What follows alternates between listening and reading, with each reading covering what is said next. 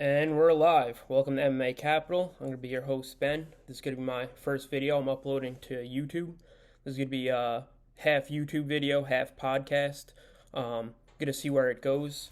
I wanted to start this channel because of my love for MMA and also the accuracy at which I'm usually predicting these fights.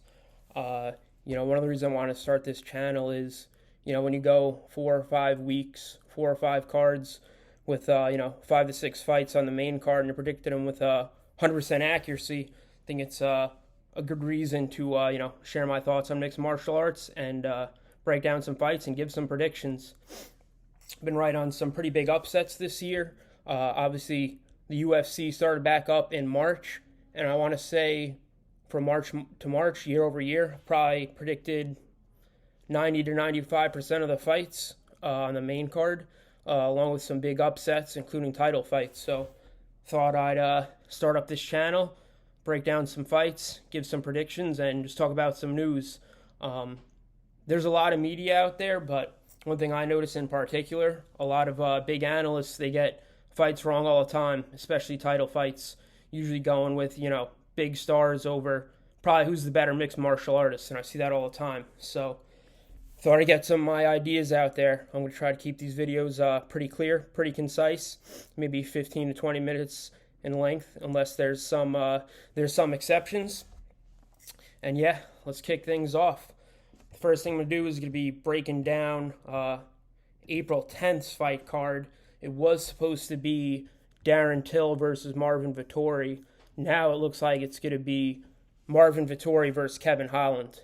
So that was a little bit of a change of opponent for the main card. Darren Till, one of my favorite fighters, unfortunately, think he blew out his collarbone, broke his collarbone in training, which is unfortunate because this fight between Darren Till and Marvin Vettori in middleweight is really probably a number one contenders fight. The current champ, Israel Adesanya, said he wanted Darren Till if he wins this fight. So, unfortunate for the Englishman there, breaking his collarbone. That's going to be a tough injury to rebound from. And now Kevin Holland steps in on short notice against Marvin Vettori. Real tough guy. A guy who went the distance with Israel Adesanya. Some people think Marvin Vettori beat the current champ, Israel Adesanya, in their first meeting. So like I said, this is probably would have been a real number one contenders fight. The other big middleweight fight coming up is Robert Whittaker and Kelvin Gastelum, but Israel Adesanya, the current middleweight champion, has already beaten both of those guys. He stopped Robert Whittaker pretty easily within 2 rounds to take the title from him, and had a fight of the year against Kelvin Gastelum that went the distance. So I think Israel Adesanya wanted a new guy. Darren Till's tough. He's already fought for the welterweight strap, moved up to middleweight. Real great striker. Israel Adesanya's a striker. They both have beautiful striking, really high-level striking. I think that's why Israel wanted him. But unfortunately for Darren, he's probably going to be out for a long time with an injury. Collarbone, when you break it, there's nothing you can do. There's no surgery, really. The only thing you can do, I guess, is put your arm in a sling for a few months, which is unfortunate if you're a contender and the current champ is saying he wants you specifically if you win a fight. So that's rough for Darren. But Kevin Holland steps in on short notice. Kevin Holland, up-and-coming prospect. I think he tied a UFC record for winning 5 fights last year. Don't like the fight for Kevin Holland, though. He just lost to Derek Brunson, I think, last week in a 5-round main event. His first main event got dominated. Derek Brunson, kind of veteran guy, former D2 All-American. I think he was a former D2 champion for wrestling. Just took him down multiple times, 5 or 6 times. I think Derek Brunson had over 15 minutes of ground control on Kevin Holland. So I like Kevin Holland. I think he's a good prospect, but, he's kind of a tall, rangy guy with bad takedown defense and bad wrestling, which I'm not sure there's any division in the UFC where you can have bad takedown defense and bad defensive grappling, especially for a taller guy for their division. I think he's like 6'4", long legs. And, when you put on tape that guys can just take you down and lay on you for 15 minutes, that's a big hole in your game. So that was kind of the main fight on the card. Like I said, it was supposed to be Vittori versus Darren Till. two young guys. Really was probably a number one contenders fight. And with Till out, Kevin Holland is stepping in. But Kevin Holland looked pretty bad in his last fight, if I do say so myself. So let me kind of go to the bottom of the card and we'll work our way up. First fight of the night on the main card. Just for reference, I'm not going to be doing anything on the prelims unless there's big fights in the prelims. I just don't have the free time to watch 8 hours of UFC or something. Especially since on some pay-per-views there's like 13 fights on the prelim or something. So I'm just going to be doing the main card. Prelims are almost always for young prospects who are unranked or kind of over-the-hill vets that they're just putting on there just so they can get some fights in. So the first fight of the night is going to be Mike Perry versus Daniel Rodriguez. Mike Perry's actually probably one of my favorite fighters. Welterweight, big, strong guy for the division, durable, a lot of power in his hands. I think he has a lot of first-round finishes, a lot of first-round knockouts. Coming off a loss, I think it was decision to, I want to say it was maybe Tom Breeze. Let me look that up for you real quick.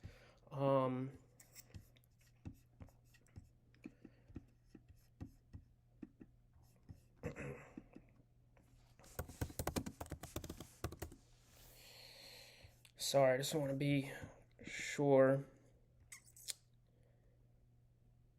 Sorry, Tim Means decision after beating a pretty good guy, Mickey Gall. So Mike Perry, pretty big welterweight. He's talked about moving up to middleweight a number of times, actually. I think he had a tough weight cut before his last fight. Kind of lost the fight. He should have, to kind of a journeyman guy. But I like Perry in that fight. I think if he comes out motivated and looking for the knockout early, I think he can get it. I know he's had problems with cutting weight, kind of a little bit of a clown outside the octagon. I don't think he actually belongs to any MMA training camp.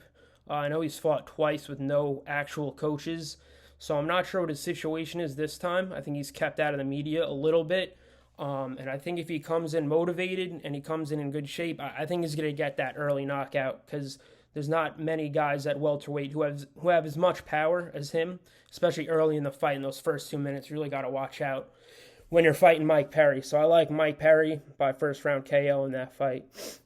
Next, we have Nina Ansaroff versus Mackenzie Dern. Nina Ansaroff is actually Amanda Nunes' wife. I know they just had a baby, so she's been out for a little bit. She's a good fighter, veteran fighter, but she's fighting Mackenzie Dern, who's 10-1 in MMA. Mackenzie Dern's a former World Jiu-Jitsu champion, both in the gi and no gi. She's an IBJJF world champion, ADCC world champion. Mackenzie Dern is probably really one of the real blue chip prospects in all MMA, regardless of promotion or male or female. It's not often you have a world jiu-jitsu champion cross over to MMA before they're 30. There's other guys like Gilbert Burns or Jacare Souza who've crossed over from being IBJJF world champions, but that was after they were 30 years old. So Mackenzie's jiu-jitsu credentials are off the charts. If you go to the ground with her, you're probably getting tapped. And I think we've seen that in a few of her last few fights. Another person who's had a problem with weight cutting, but I think she has that under control. I know in jiu-jitsu there's not really as much weight cutting. You kind of just fight at your weight, if not try to bulk up as much as possible. So I think she's had problems with weight cutting in the past, but I think she has that ironed out. I know she trains at Ruka Training Center in California. I think she's working with Jason Perillo, who's a great boxing coach. Michael Bisping, former middleweight champs, boxing coach. So I like Dern in that fight, especially if it goes to the mat. We've seen people a few times, girls, take her to the ground for some reason and get tapped almost immediately. So I like Dern in that fight, probably by submission if it goes to the ground. I think she went to a decision last time. That was against another World Jiu-Jitsu champion. So whether she goes for the takedown or she gets taken down, I like her by submission. Like I said, there was maybe 2 fights away. Someone took her down in the first round and they got tapped almost immediately. It's rare to see someone with that kind of pure jiu-jitsu skill in the UFC, especially someone who's like under 30, right? So I like Dern in that fight. Next, we got Sam Alvey versus Julian Marquez. Sam Alvey. They call him Smiling Sam Alvey. Kind of a journeyman guy. I'm looking here. 33-14 with no one contest. Good fighter, but he's kind of a middle-of-the-pack guy, I'd say. I think he's fought at light heavyweight a few times, too. But definitely a guy kind of on the back end of a career, fighting younger guys on the come-up, seeing if he can halt their rise. I like Marquez in that fight. Marquez is a real big, durable guy from middleweight. Looks like he'd easily fight at light heavyweight. I think he was out for a few years with like a catastrophic injury. I think it was a lat tear or something. Joe Rogan said last time I saw him fight, and he was out for 2 or 3 years, and he got a big win in his last fight. So I like him a lot. Julian Marquez, ton of power, strong guy, huge guy for middleweight. Looks like he could easily fight at 205 and maybe have to cut to get to 205, so I'm not sure how he's fighting at 185. But I like Marquez in that fight. A lot of power. Guy to sit out for 2 or 3 years. I think he was really a top prospect in middleweight a few years ago. And he had to sit out for 2 or 3 full years, if I'm not mistaken. So I like him by first round KO. I think he's looking to get active again, look to get some finishes and get back in there. Another fight at middleweight. This card is stacked with middleweight. Obviously, because like I said, this fight with Till and Vittori was really supposed to be a number 1 contender fight. Unfortunately, Till got hurt, so it's going to be a little bit of a different story. But it's actually going to be, this next fight is going to be Kyle Dawkins and, Alias Kebab Krishkev. 13-0. I'm not sure if this Krishkev guy has fought in the UFC before. Kyle Dawkins is a brother who's a heavyweight in the UFC. They both came up in the Dana White's Contender Series. Real tough guys. They're from Philly. His brother's got great boxing. His brother just knocked someone out recently pretty easily. I think it was maybe Junior Dos Santos at heavyweight. And his brother just jumped from being unranked to, I think, being in the top 10. So I like this guy, Kyle Dawkins, middleweight. Trains with his brother out of Philly. His brother just went from being unranked at heavyweight to jumping into the top 10 in one fight. So I like both of them. Came up on the Contender Series where a lot of these top prospects are coming from now, especially from the States. I think it's a lot of guys from the United States. So I like Dawkins and middleweight. His brother's got great boxing. I think I've seen the same from him, great pure boxing. So I like Dawkins. Probably by finish in the first or second round. I think there's going to be a lot of bangers in this card, a lot of knockouts. And then next we have Arnold Allen and Sodiq Yusuff, featherweight co-main. Arnold Allen's an English guy, trains at TriStar Gym in Canada, George St. Pierre's old gym. MMA great. Coaches, I'm going to have a hard time pronouncing his name. I'm not going to bother. But one of the top MMA gyms and top camps in the world. I like Arnold Allen. I was just looking at his record. I think he has like 4 or 5 knockouts and 4 or 5 wins by submission. So well-rounded guy. I know he's up and coming. I think he's ranked 10 at featherweight. So I like Arnold Allen in that fight. It's a shame Till got knocked out again because that co-main would have been another English guy. I know that would have been big for them. Darren Till probably is really the biggest English MMA fighter right now. Leon Edwards is up there also, but Leon Edwards in the welterweight division didn't fight for like 2 full years. So in terms of star power, I feel like Till's really their guy. That's why there's an English guy in the co-main, right? And then now it's going to be Kevin Holland versus Vittori. I like Vittori by a long shot. Vittori, great fighter. Another guy, don't know how he fights at 185. Could fight at light heavyweight, really. Big guy, durable, great chin, aggressive. Comes forward a lot. He's got great striking. He's got good wrestling. Good jiu-jitsu for MMA. Trains at King's MMA, another top middleweight. Kelvin Gastelum, who I like a lot, is one of his main training partners. Kelvin Gastelum, great fighter. Probably one of my favorite fighters. Took the champ Israel Adesanya to 5 hard rounds. Vittori took Adesanya to 5 rounds also. It was a 3-round fight, but a lot of people thought Vittori won. I'm pretty sure it was a split decision, but quite a few people in the media had this guy Vittori winning.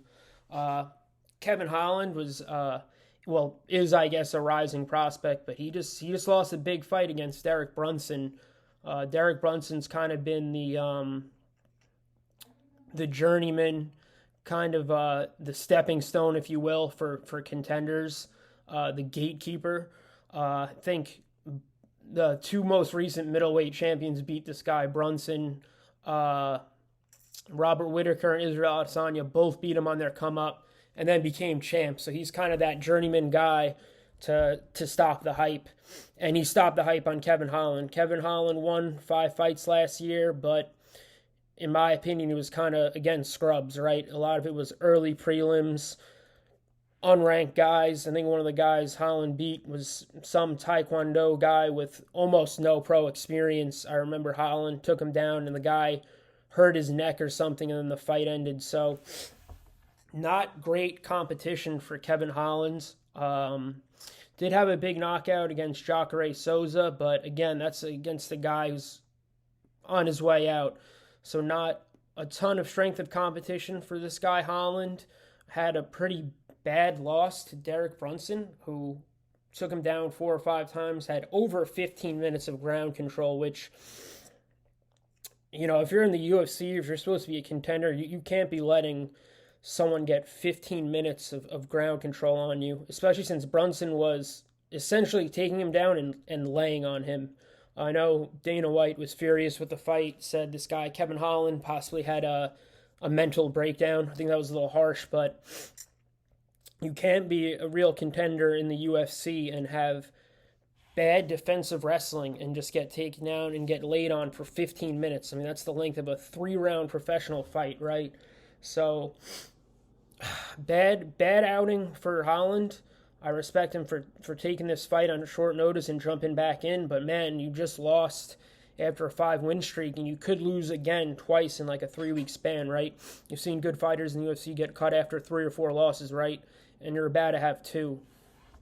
This guy, Vittori, is well-rounded. A lot of people think he'd be a future champion. He's a big guy. He's going to come forward right away. He's got good striking. He's got good wrestling.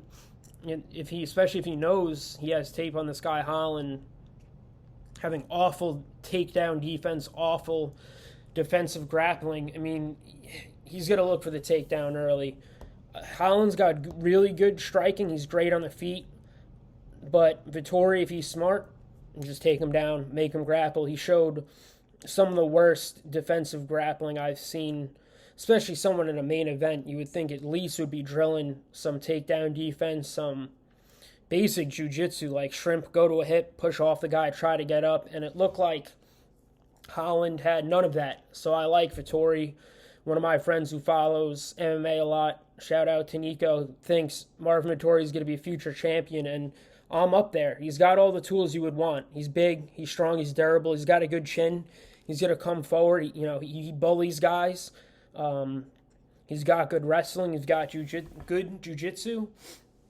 And listen, it may not always be entertaining, but if you know you can take a guy down and essentially lay on him and keep busy long enough for the ref not to stand you up, why wouldn't you do that, right? It might be boring, but, sometimes when they're coming up, you need wins. And like I said, if you have tape of this guy Holland essentially getting taken down and laid on for entire rounds, then, that's the easiest path to victory. Vittori can stand and bang too, but Holland's got good striking. He's a rangy striker. I think the easiest path to victory is just take him down and lay on him, right? I could be wrong. Vittori could get the finish, but there was a few times where Holland had this guy, Derek Brunson, last fight hurt off like one punch off a jab. So I'm actually going to take Vittori by decision. Maybe a submission. But I like Vittori in that fight. I don't know if I said also I like Arnold Allen, the English guy, by probably knockout or submission against Sadiq Youssef. I was looking into Arnold Allen earlier because I didn't know the most about him, and I think he has like an even split of like 5 knockouts, 5 submissions. So he's only a purple belt, but pure jiu-jitsu doesn't matter as much in MMA. You can just get significantly simpler submissions when they're on the ground with the guys when they're striking, right? So I like Arnold Allen in that co-main, probably by knockout or submission. Guy's a finisher. Vittori, He's got a lot of finishes also, but Holland's got good stand-up. I just think he has holes in his takedown defense and kind of grappling on the bottom. Kind of blew a big spot. I think it was last week. So I like Vittori by decision. I think it might not be that entertaining. I don't know if it's going to be a banger. Holland's dangerous. I think Vittori would be dumb to try to stand and bang or get a first or second round knockout on Holland. It may sound like I'm shitting on Kevin Holland, but he just put some bad stuff on tape last fight. It's like any other sport, you know. When you put on tape, you have a massive hole in your game, regardless of sport. They're going to exploit that, regardless if it's entertaining or not. Right? So let me break down the card going top to bottom. I like Vittori probably by decision in the main event. Don't think it's really going to be a banger. Holland's dangerous in the feet, has literally some of the worst defensive grappling I've seen from a ranked fighter in the UFC the last few months. So I think Vittori's just going to take him down and lay on him. Maybe he can get a submission late, but cardio wasn't so much the issue as Holland. It was more being taken down and just having no idea how to get up. So I'm going to go Vittori by decision, Allen by knockout or sub, round 1 or 2. Kyle Dawkins probably by first or second round knockout. Great boxing, tough kid from Philly. Him and his brother just got into the UFC maybe last year before off the Contender Series, and they're making waves. It's huge if your brother is also in the UFC and a top contender. So I like Dawkins by first or second round knockoff over, sorry, I'm going to butcher this guy's name, Alias Kebab Krizviv. Sorry, Russian. Sam Alvey, I think, is going to get knocked out in the first or second round by Julian Marquez. I could be wrong, but this guy Marquez is huge for 185. Looks like a light heavyweight out there. Ton of power. Guy was out for 2 to 3 full years from a catastrophic injury. First round knockout Marquez. Nina Ansaroff versus Mackenzie Dern. I like Dern by submission. Maybe not in the first round, but she's found a way to get it to the ground. Whether she doesn't have great offensive wrestling, but for whatever reason, she's ended up on bottom. She's ended up on top, whether it be them taking her down or she's just found a way to get it to the mat and get the submission, sometimes from almost unconventional positions. So I'm going to like Dern. I don't know, sub round 1, but I'm going to go submission. I don't feel confident in what round. And then Mike Perry versus Daniel Rodriguez. I like Perry. He's coming off kind of a disappointing loss. Perry's unranked right now. He probably should be in the top 15 because his athleticism, his size. He's got a lot of power. Like I mentioned, I don't know for how talented he is. I'm not sure if he's taking fighting the most serious. He's not at an actual camp like a lot of these other guys.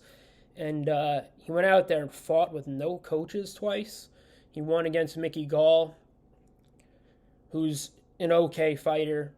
But then against a kind of a journeyman, kind of got pieced up. He probably should have won. But I like Perry.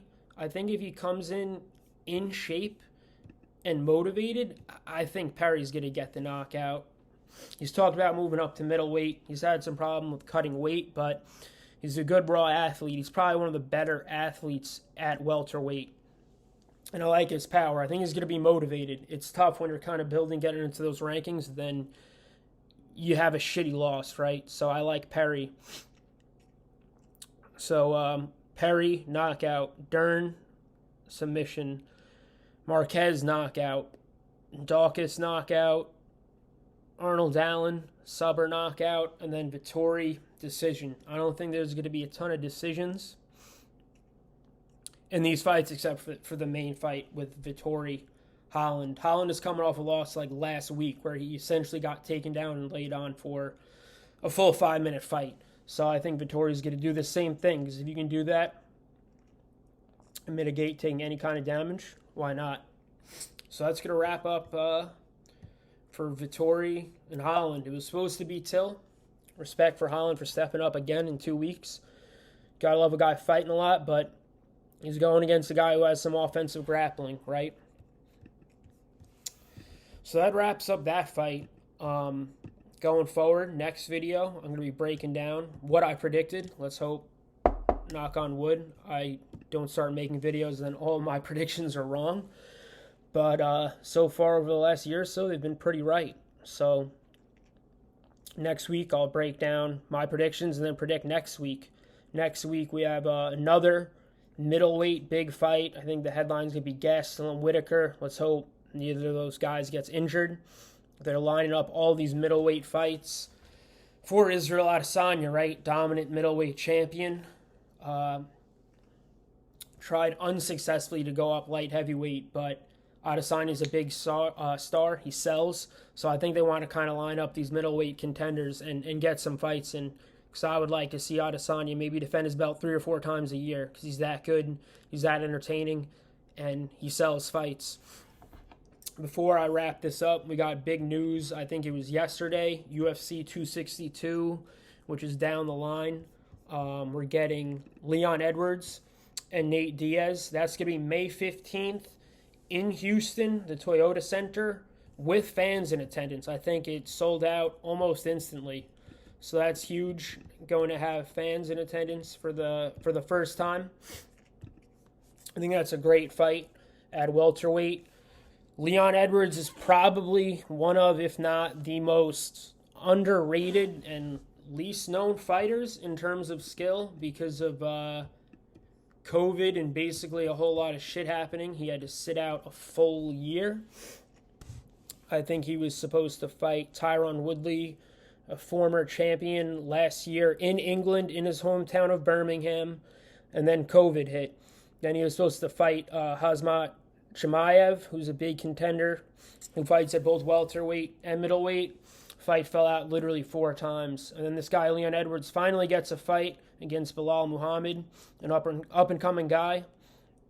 Pokes him in the eye in the second round. Fight has to get stopped. Freak incident. So finally they get my boy here, Leon Edwards, a real fight against Nate Diaz, who is unranked. But Diaz is a big star. He sells, I think, for a guy like Edwards who's talented, who's a good fighter, but doesn't have that name recognition yet. Fighting a big star helps, win or lose. I think it's a win-win for both fighters. It could be a weird matchup stylistically. Nate Diaz is a little bit older now.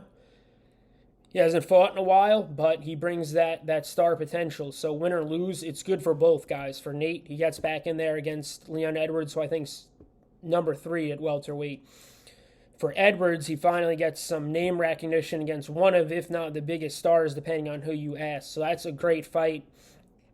That might steal the thunder of the actual title fight that night. I'll go into that title fight later on. As it gets closer, but it's, I think, going to be only the second time in UFC history that it's a 5-round non-title fight co-main. So that could be fight of the night. Both great fighters. In terms of where they're at in their career, Nate Diaz needs to get back in there and fight a real guy. Leon Edwards, I think he's on an 8-fight win streak, but no one knows who he is. Joe Rogan just had him on his podcast to kind of gas him up a little bit. Going on Joe Rogan maybe helped him get this fight because Nate Diaz is a big, big star. It's going to help sell the pay-per-view. Nate Diaz is great on the mic. Nate Diaz could fight a fucking garbage man in someone's backyard and sell pay-per-view. So that's big. And then before we wrap things up, Dustin Poirier and Conor McGregor got announced for their trilogy. That's going to be at UFC 264 in July. I'm not sure if they have a date announced yet, but that's another great fight. I'm sure that's going to be a 5-round main event for when that is. Conor McGregor, obviously the biggest star in the sport. Took a lot of time off. Became the double champ after beating Eddie Alvarez, and I think it was 18 or 17, and then took years off. If Conor McGregor kept fighting instead of doing boxing and the whole celebrity thing, I think he would have continued on his trajectory of being not only one of the biggest stars ever, but probably one of the best pound-for-pound fighters ever. I think he was the first one to hold 2 belts simultaneously, right? Featherweight and lightweight. Unfortunately for his career now, he's taken years off. He did the boxing match with Floyd Mayweather, which is probably good for money and his brand. But they always say you don't play fighting, right? He looked a little rusty against Poirier in their last fight. He knocked Dustin Poirier in pretty vicious fashion a few years ago at featherweight. Dustin Poirier got knocked out, went face down, got knocked out bad. They fight a few years later. Poirier's been active. He's been fighting the toughest guys like Justin Gaethje, Eddie Alvarez, Khabib, and Conor McGregor, takes years off, loses to Khabib after doing the boxing thing, beats Donald Cerrone, who is way over the hill and has no chin, and then comes in against Poirier. I think he was the betting favorite, and he got knocked out in round 2. Poirier chopped up his leg to the point where if he went any further, McGregor would have needed surgery and then got knocked out himself in vicious fashion. So this is a big fight. Conor McGregor might be fighting for his career. I think taking all the time off hurt his ability. If you go back and watch him, he knocked Jose Aldo out a few years ago to win the featherweight title in one punch, literally 13 seconds. First punch he threw, knocked him out cold. Jose Aldo, up until that point, was the best featherweight of all time. Then fought at lightweight, put on a masterclass, knocked out Eddie Alvarez, made Eddie Alvarez, who was the lightweight champ, former Bellator champ, look like a scrub, and he's no scrub. Knocked him out, was taunting Eddie Alvarez, hands behind his back, locked in the flow state. After winning that second belt, he fights Floyd Mayweather. He takes time off, loses to Khabib, fights a journeyman at best in Donald Cerrone. So this is for a lot of the marbles. Dustin Poirier is really probably the best lightweight in the UFC by a wide margin. The former champ Khabib said he should be the champ. Instead, 2 other guys are fighting for the lightweight strap, Michael Chandler and Charles Oliveira. But I think Dustin Poirier is without a doubt the best lightweight. So this is huge for both guys. It's going to sell a lot. It's going to be a big pay-per-view. Their last fight a few months back was the second highest pay-per-view of all time. Obviously, that's going to happen with Conor McGregor. But this is big. If Conor McGregor loses, I think he'll maybe fight Nate Diaz one more time for the trilogy, and that'll be it. His days of being really a serious contender at lightweight or featherweight will probably be over. Him taking all the time off, I think, really hurt his mixed martial arts career. He made all the money in the world, right? But when you're not training for 4 or 5 years and you've got all this money in the bank, there's other guys who are hungry. They're training all the time. He maybe knocked Poirier out easy in their first fight, but Poirier's a dog. He's fought 2 former champions, Eddie Alvarez and Gaethje, beat them, was in there with Khabib, probably one of the greatest fighters of all time. Almost caught him with a guillotine and finished him. Probably the closest to almost beating Khabib in one moment with a guillotine. So, huge fight for the 2 of them. I like Poirier again, unless McGregor totally changes his game plan. I don't see him winning. He looked slow. His timing looked off. I'm not sure how much actual training he did for this second Poirier fight. He came in with a very low-to-the-ground, heavy boxing stance. Hasn't been fighting in MMA for a while, so he doesn't understand these leg kicks. 3 or 4 leg kicks, especially the lower calf, shut your entire leg down. Didn't check one kick. By the time the second round rolled around, he could barely walk. So Poirier chopped up his leg, knocked him out. Unless McGregor really takes things seriously or is made magically, huge improvements to his all-around game. I don't see him winning that fight. It's hard to take 4 or 5 years off from anything and then go against someone who's at the top of their craft, who's been doing nothing but grinding. So I like Poirier in that fight.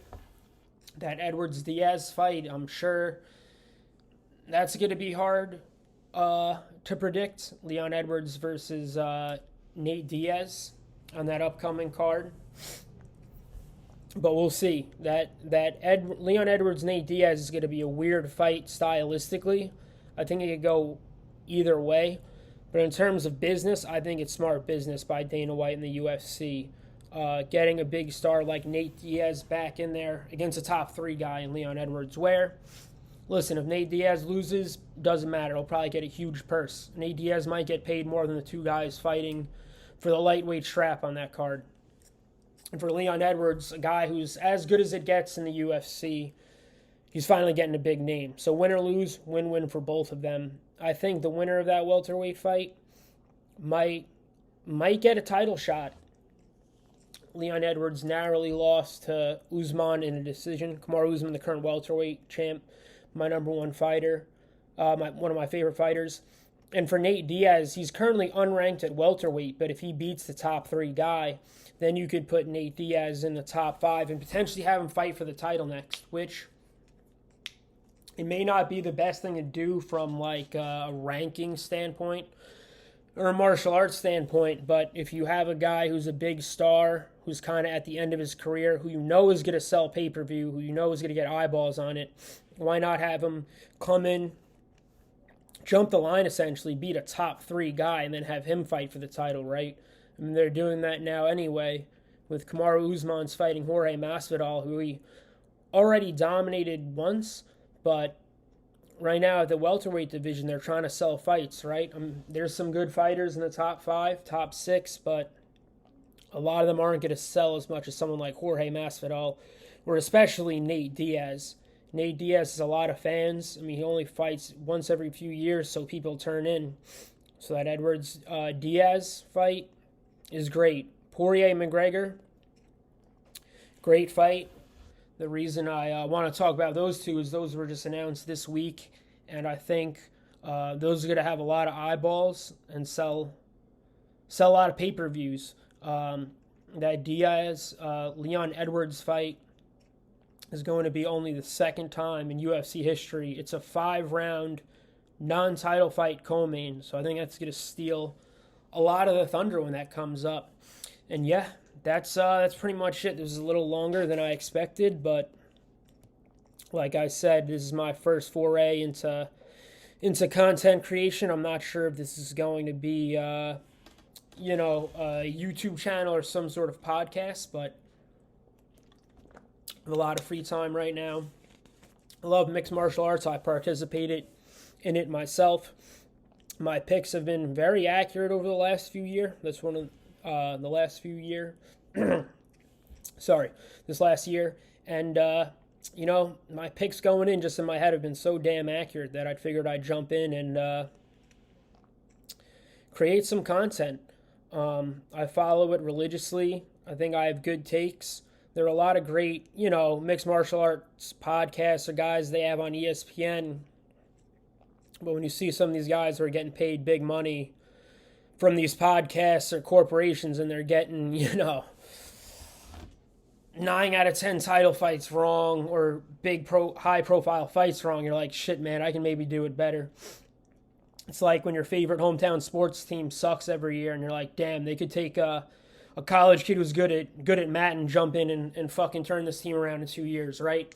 Like the New York Jets. So we'll see how my picks turn out. Sorry if this is a little rough around the edges. I don't have any formal experience in video editing or content creation. I wasn't a communications major.